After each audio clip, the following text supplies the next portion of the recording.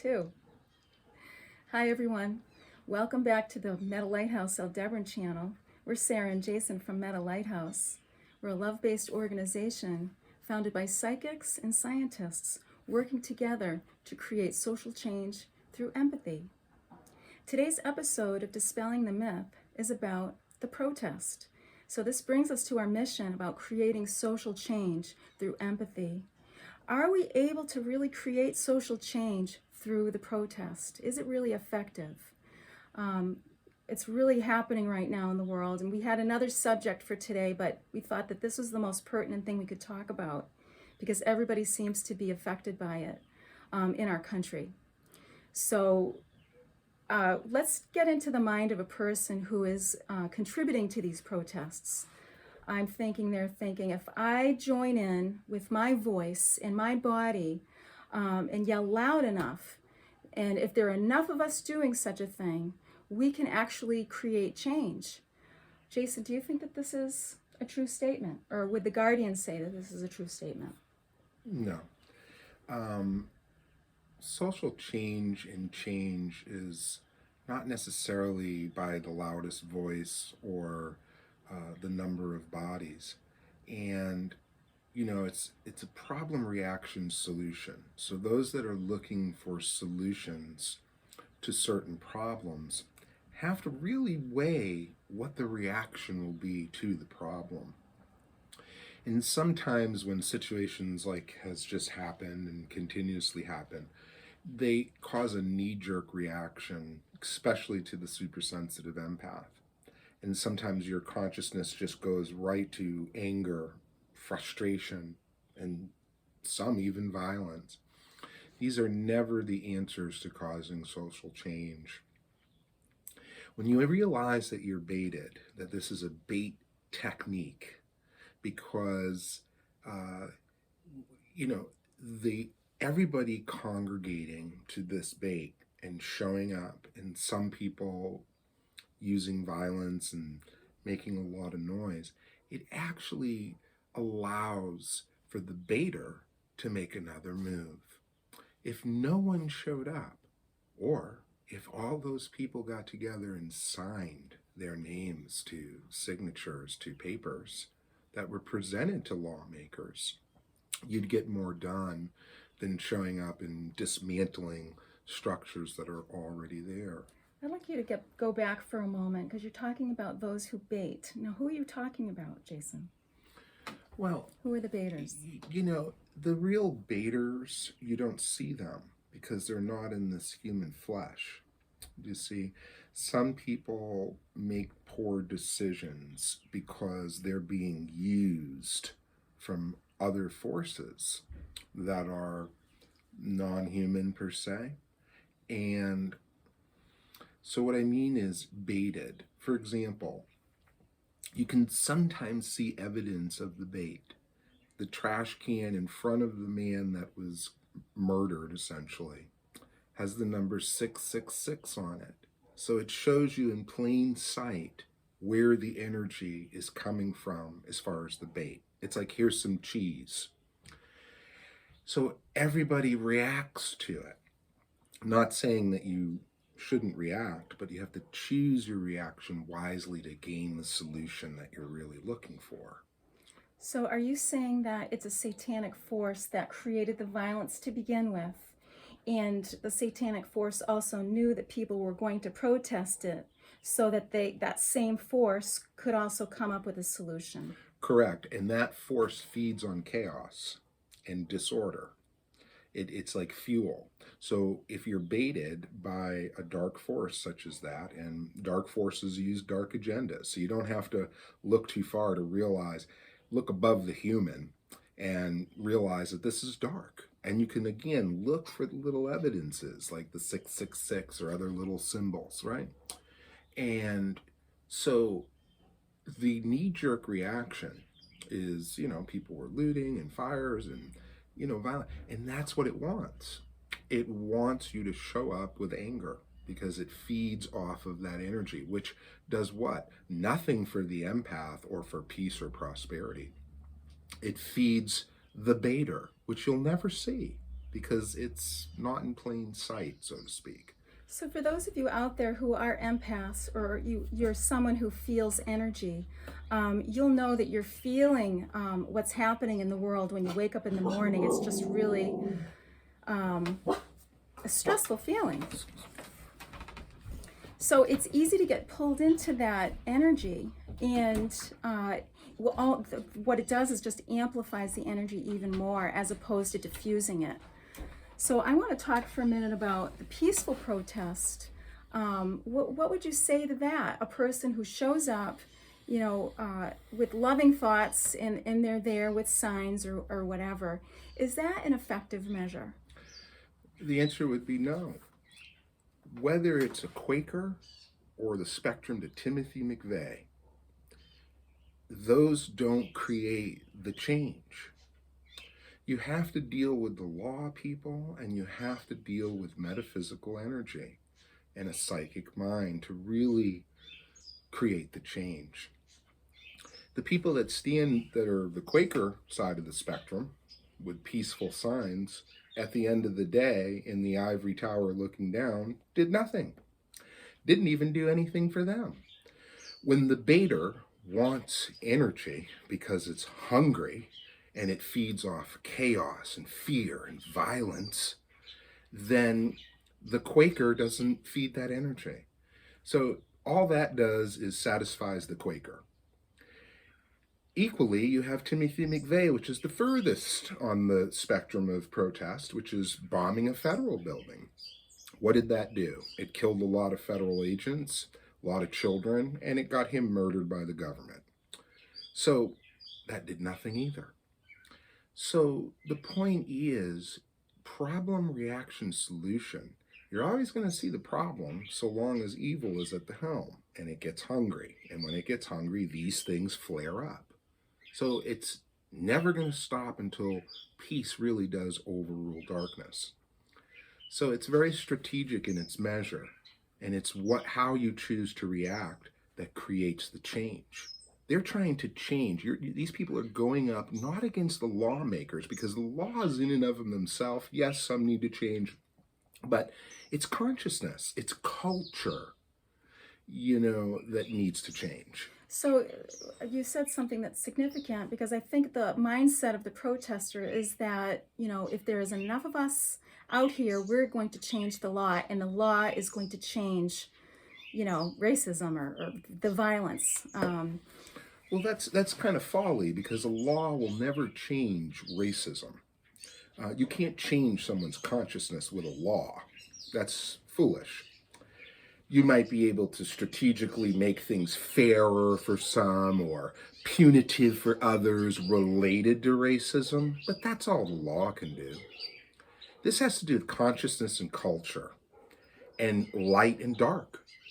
And what side of the fence do you fall on? Do you fall on God's side, or do you fall on Satan's side? It really comes down to that. Do you support hatred and racism and all those ideologies? Well, that's what the camp you're in the same camp as the baiter.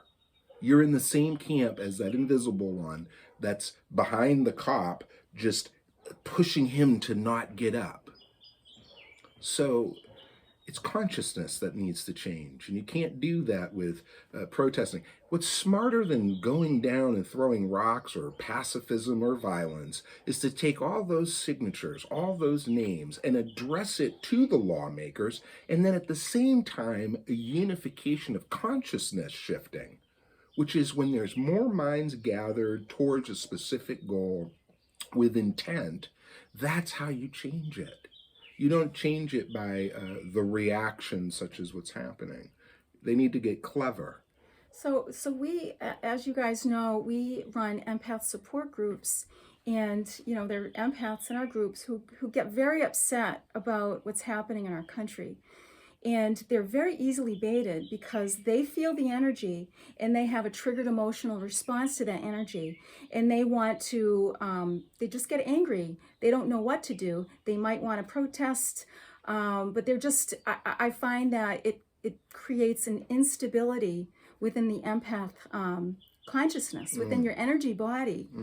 And I I find it curious that some of the signs that people are holding at protests say silence is violence. And I understand that that's about not speaking up. When you see an act of violence, you're contributing to that violence. I get that statement. However, silence is also very, very key to maintaining your own energy and being neutral. We cannot shed light to other people and love if we're not in a neutral state. If we're heightened with our emotions and angry or sad or whatever, we're just kind of keeping that energy in a state of chaos. So silence actually is really key to that. And I think that inner peace, silence will help us achieve inner peace. And if we can all reach that state of inner peace, then we'll see more peace in the world. So it really starts with each one of us. And you have to look at the reaction again. So out of all of those people that got together, you're telling me there's no lawyers in there? You're telling me there's no people that have connections with law or politics or agencies or whatever, but they throw it out the window to show up to hold a sign or throw a rock, when they should be unifying for action purposes that are shifting consciousness. Because number one, you can change all the laws in the world. That doesn't help consciousness.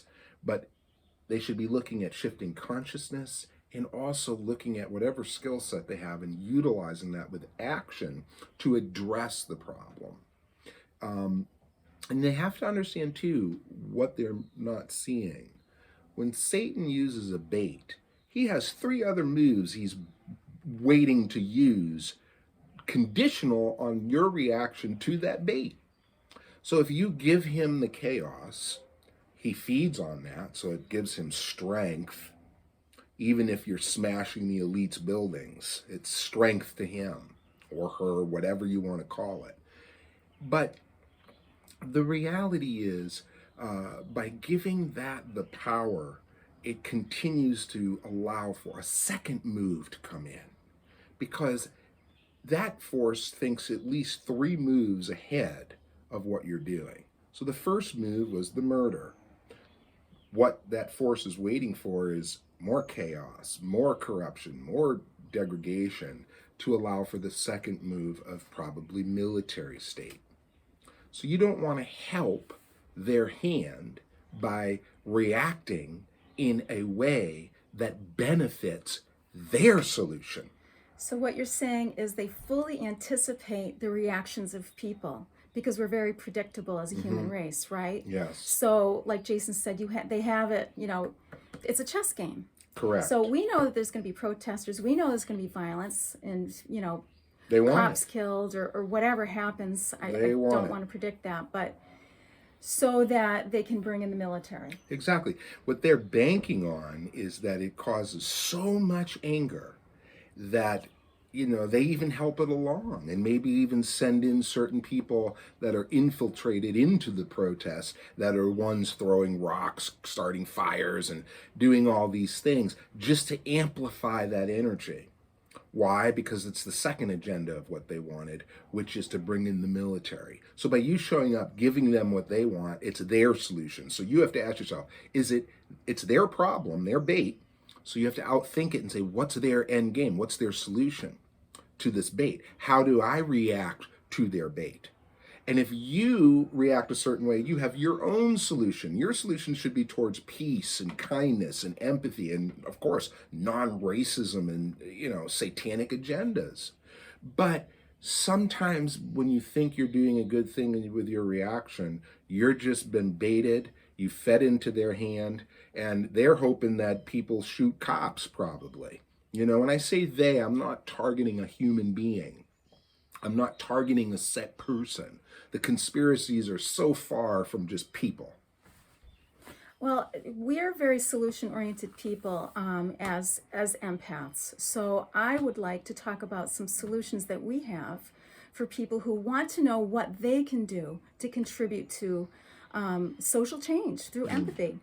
So at our group last night, our support group, we talked about using telepathy instead of speaking aloud or reacting to the situation. If we use our mind, and especially if we use it collectively towards the goal of peace, we can see a much more positive outcome, because we certainly want to avoid violence. We want to avoid war. We want peace. Telepathy, it's a very good choice. A lot of people might hear this and say, telepathy, that's a crock of weirdness. But the reality is it's not. And it's a preferred method of communication with higher beings. And furthermore, if they can do it, we can do it. And it's just a muscle.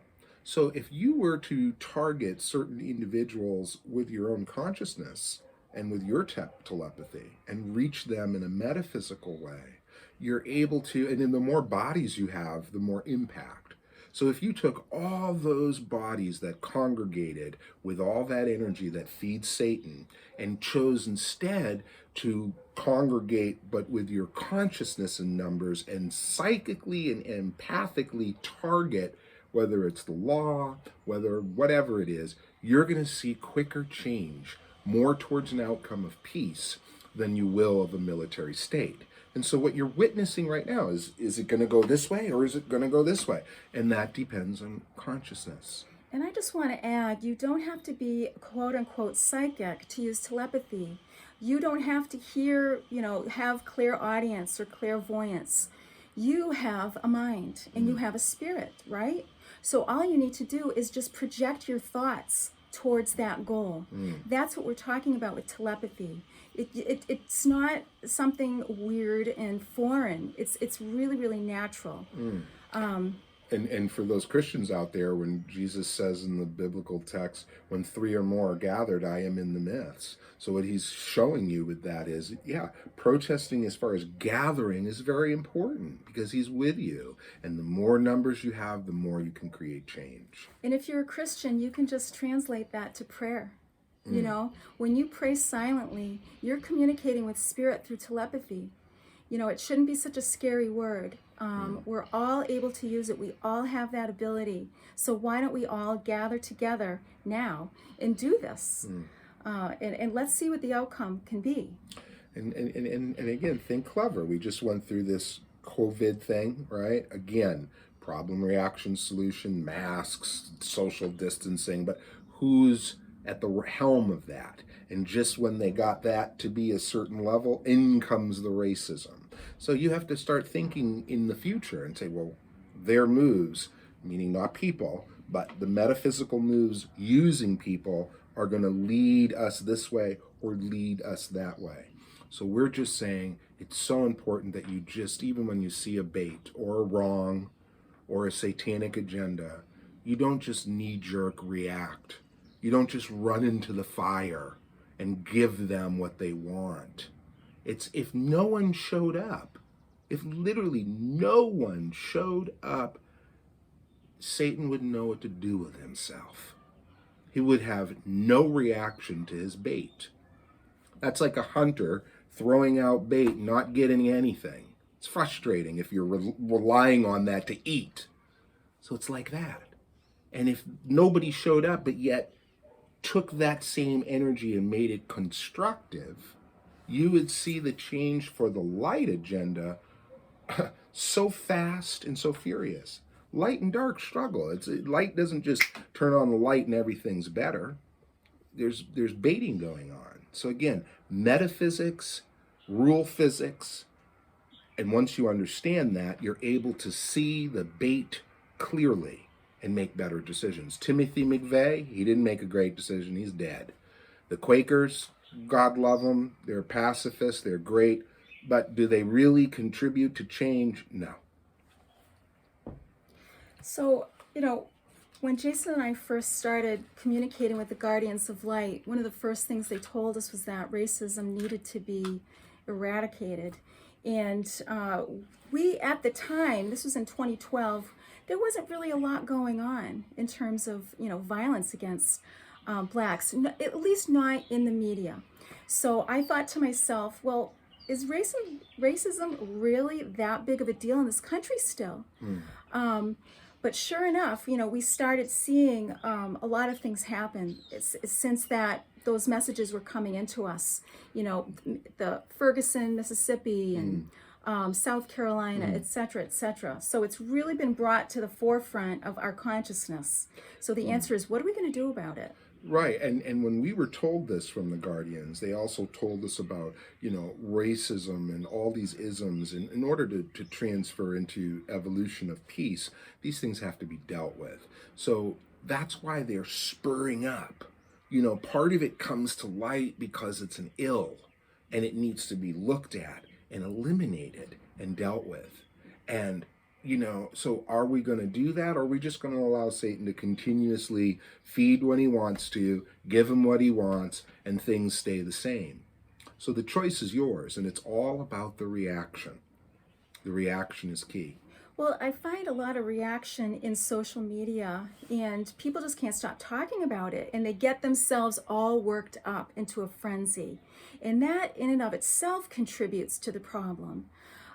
Posting on social media the stuff and going back and forth, it's still a chaotic energy. So my recommendation would be to go into prayer, go into meditation.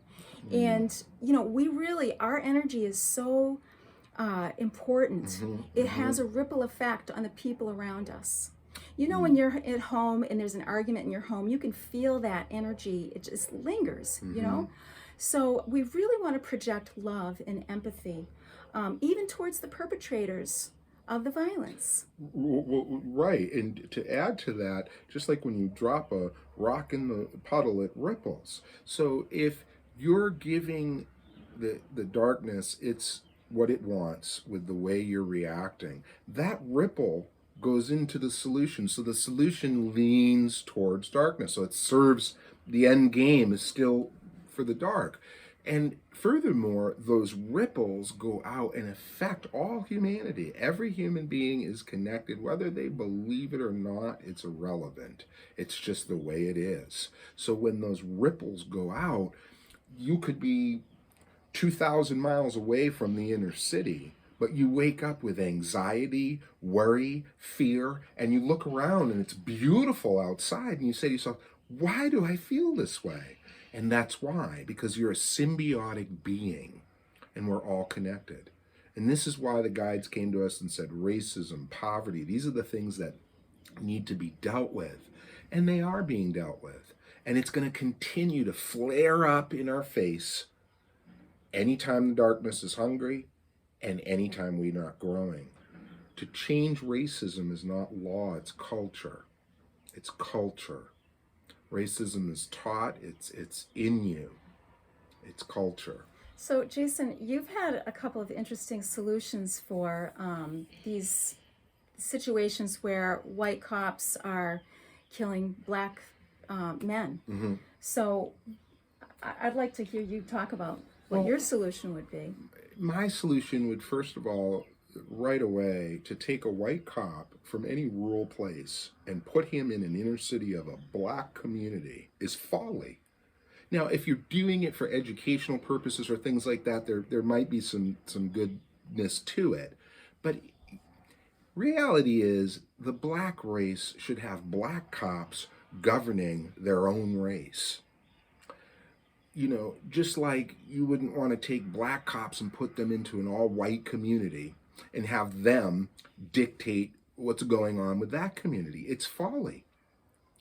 And, each race should govern their own race, and I think that when you take a white cop that's maybe born in a rural area and not exposed to a lot of crime, a lot of inner city problems, or just other cultures, and you give him a badge and a gun, and you don't know if his mindset has been brought up to be racially, kind of a racial mindset.